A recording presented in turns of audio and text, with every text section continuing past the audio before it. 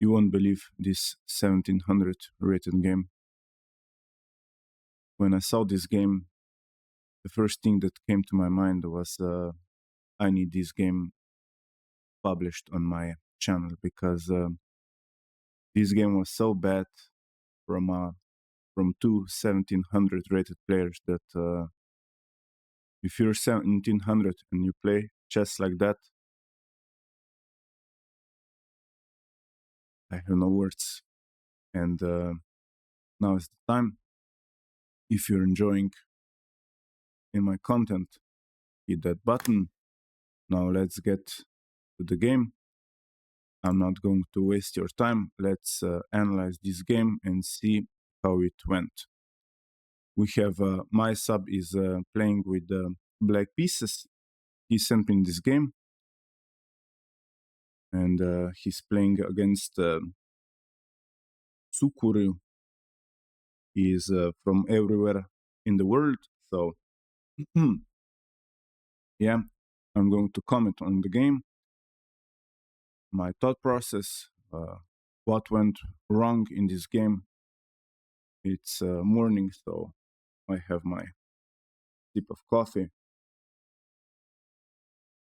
Now let's get to the action. Okay, we have Sukuru started with e4, and we have d5, another Scandinavian defense.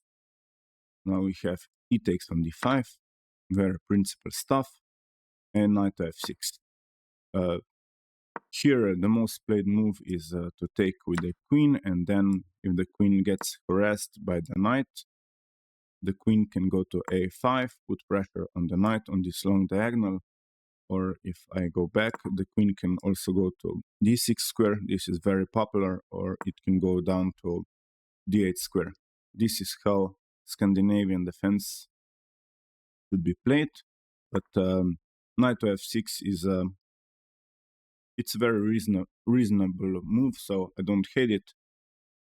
And now in this position, white played bishop to c4, which from a 1700 rated player, I really don't like, because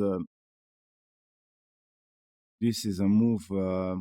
Why are you defending this pawn? This pawn is going to fall. You need to take the center. You need to play d4, get out your pieces, and continue with the game.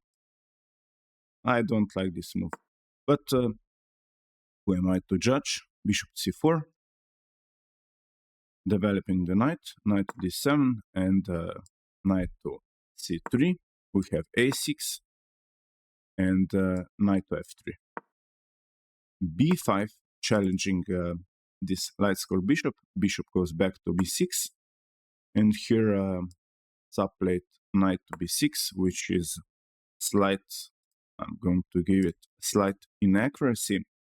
Here, now I'm going to show you one line. What the best line here for black would be to play knight c4.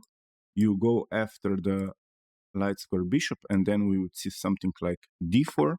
Like I said, you need to take the center with the pawn, and here we would see a trade. Knight takes, a takes on b3, taking the knight, b4, attacking the knight, so you can take the pawn, dislodge the knight. Knight goes to e2, and knight takes on d5. We have castles by white, bishop to b7, putting the bishop on this long diagonal, c4, challenging the knight. You need to take one passant. B takes on c3, b takes on c3. This pawn is nicely defended by the knight. e6, trying to get this bishop out. You play bishop to g5, attacking the queen, and knight goes back to f6, knight to g3, and at the end of the line, here, if you look at the position, it's about equal. White is slightly better because he's got a nice central control with the pawns, but you can play this with black. It's a very good position for either side. So black played knight to b6, and we have castles by white. Bishop to b7, putting a lot of pressure on this pawn.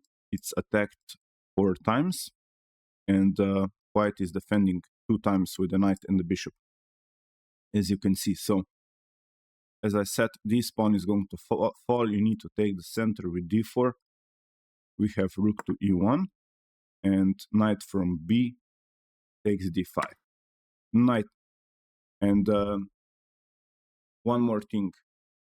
Here, white took the knight. Why are you trading pieces? It makes no sense. You're just helping your opponent to get the black pieces on a better square. When you trade your c3 knight, you get nothing in return if you trade this knight. You just traded your piece which you developed a few moves ago. You need to move pawns. You need to play better moves, and I would just continue with development. The better option was to play queen e2 or d4, or maybe a4, trying to bust open the queen side, but not trading. Okay, we have trades. Knight takes. Here I don't know why he took. He was afraid of this bishop, but okay. Bishop takes d5 and c3. This is it's really fascinating in this game that white player doesn't know how to play d4 move, which is always the best move. He played c3 to put his bishop back or to make support for the d4 move, but d4 can be played in one go. So okay, e6, defending the bishop and trying to get dark square bishop out. And now we have d4 finally, and c6, cementing this bishop on d5 square.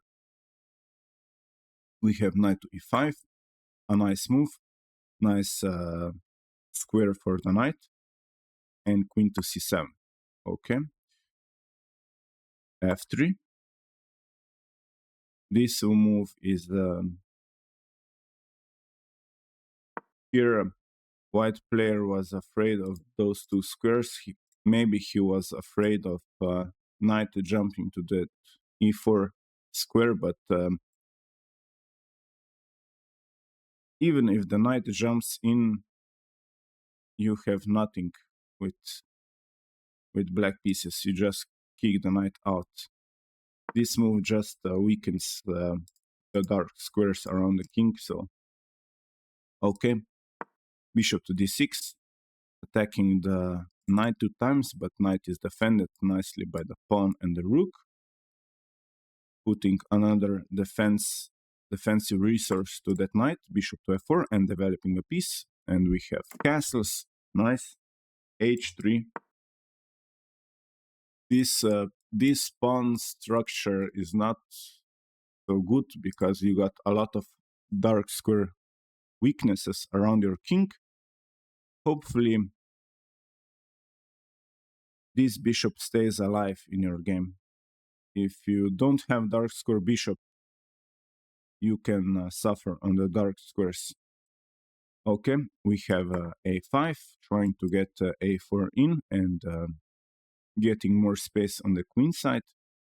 Bishop moves to the c2 square, and we have h6, b3, maybe preparing c4, and we have knight h5, challenging the bishop. Bishop goes back.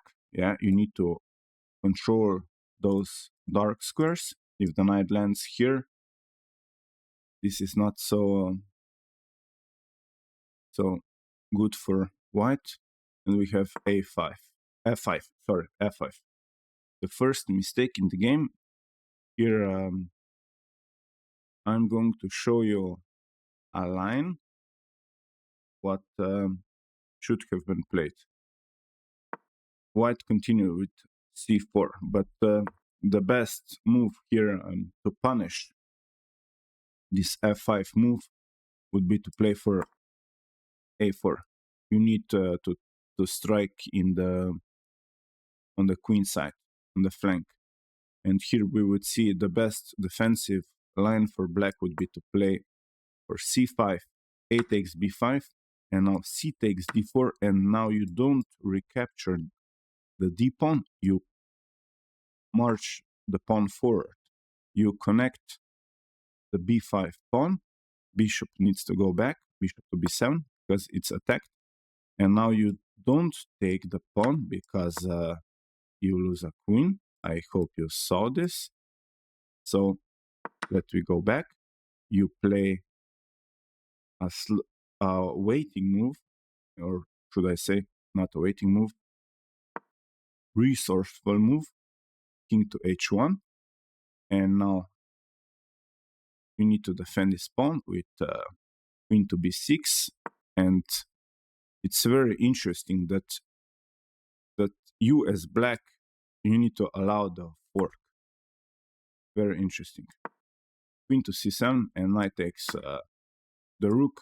Rook takes, this is represented as the best defensive line for the player as the player with the black pieces, which is very interesting. But let's see what happened in the game. Here white played c4, and he attacked this bishop. Now you see why this f5 move is a mistake. Here in this position, black made the big blunder, and I really can't explain why he took the knight. Because now white, I think he missed this bishop. I think he missed that bishop is placed on h2, and he thought that white is going to take with the pawn. I think he missed this, and he thought that he's going to take this pawn, white is going to take, and he will take the pawn. I think this was his thought process. But he missed that white can take with the bishop, and now your queen is hanging and your bishop is hanging. So you need to save the queen. And he played queen to f7. Now white took the piece. C takes on d5. E takes on d5. This pawn is now backwards pawn, so it's weak. And white played the best move, f4, cementing the bishop on e5 square. So this bishop is really annoying, pointing at g7 square and cutting on this long diagonal. And now we have knight to g3,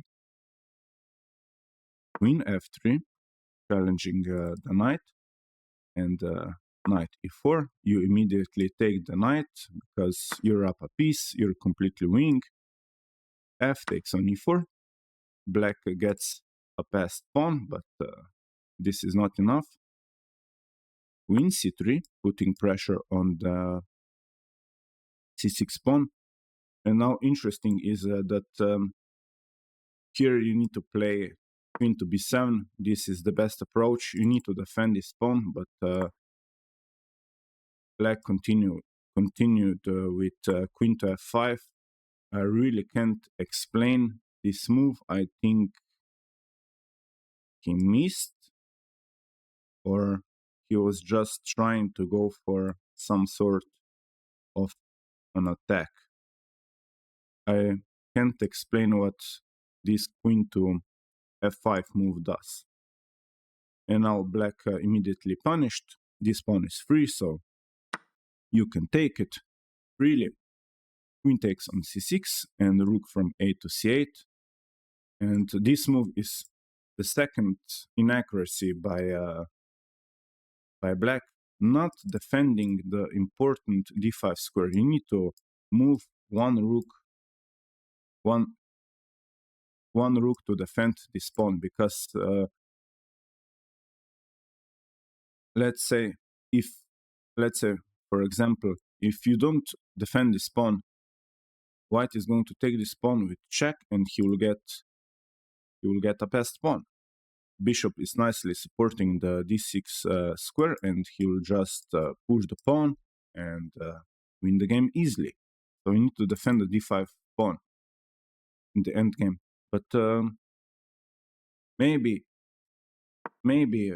in this position, black was trying to go all in. But you can't play like this. You need to defend your position. If you're 1700 rated player, you need to defend properly your position. Here, white took the pawn on d5 with check. The king is in check, so you need to move to h8, and black made another inaccuracy because the king is on the same line as his queen. So now is the time. What do you play here with the white pieces? It's really simple.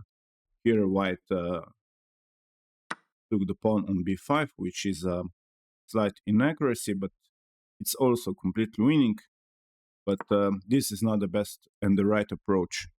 If you're 1700 rated player, you need to see this instantly. Black has got a passed pawn, so this pawn is a threat. This pawn is a threat, not this one. And you need to get rid of this e4 pawn. Secondly, king and the queen are on the same lines. You need to take this pawn and force a queen trade, because you're up a bishop. You're going to win with the d4 pawn. Put the rooks on the d1 square and just push the pawn. Here we would see something like queen takes e4, because black has got nothing better. Rook takes e4, and now rook goes to c2, putting some pressure on that white king. Just start to push the pawn. d5, rook from f to c8, d6, two squares away, rook d2. Now black puts a rook behind the passed pawn, so we need to challenge the rook. Rook d4. The bishop nicely defends your rook. We have rook from c to c2, defending the d2 rook, and we have a trade. We need to trade rooks. Rook takes, and you put a rook on the c1 square. This pawn is defended. Black cannot take your pawn. You go after the pawns, and you will have three passed pawns. This is completely winning.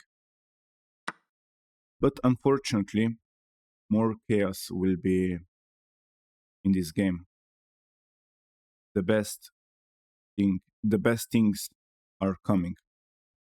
Queen takes b5, and we have rook c2, trying to checkmate the white king. Rook e2, nicely defending. Sorry, wrong arrow. Nicely defending the second rank. Trades, and queen to g6. Here, the best move was to put the rook on an open file. He played queen to g6, and now we have put the rook on e1 and start pushing, but I don't hate this move. d5, preparing d6, rook c8, and d6. Nicely by white. We have e3.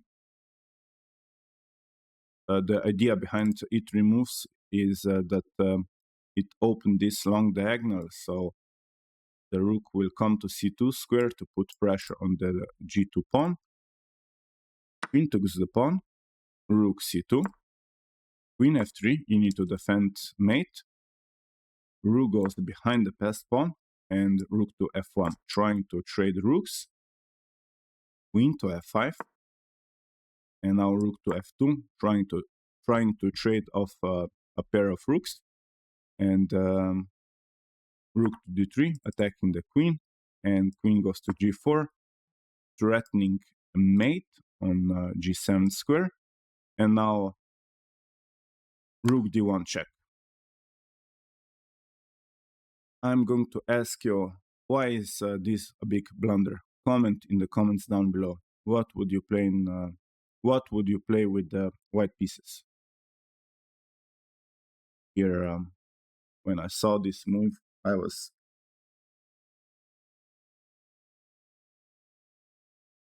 white played king to h2, and I checked the time clock, and they both had about 3 minutes on the clock in this position. White played king to h2, which is very sad because the rook is free. And now you're just pushing, promoting, and winning. Very simple. Okay. King to h2 was played, and now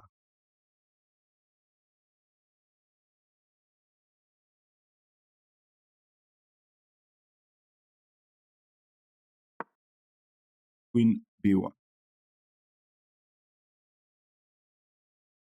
You're white. Finish the game.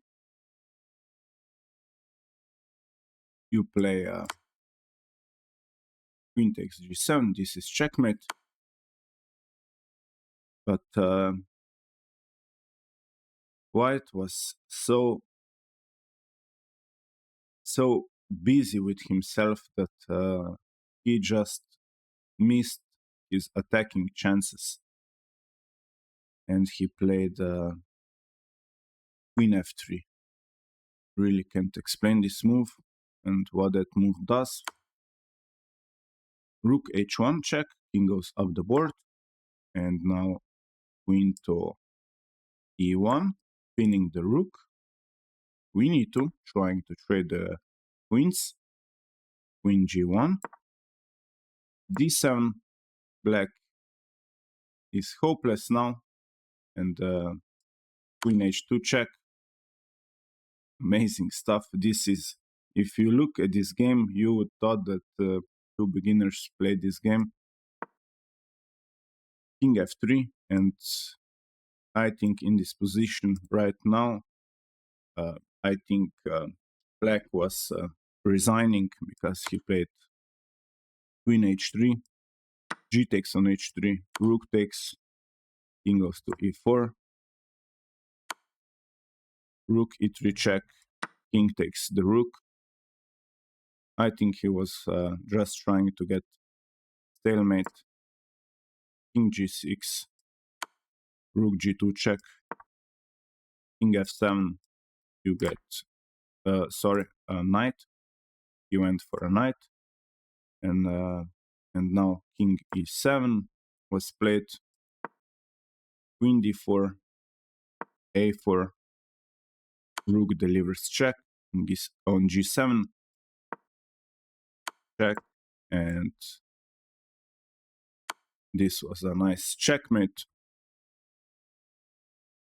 So yeah, this was the game.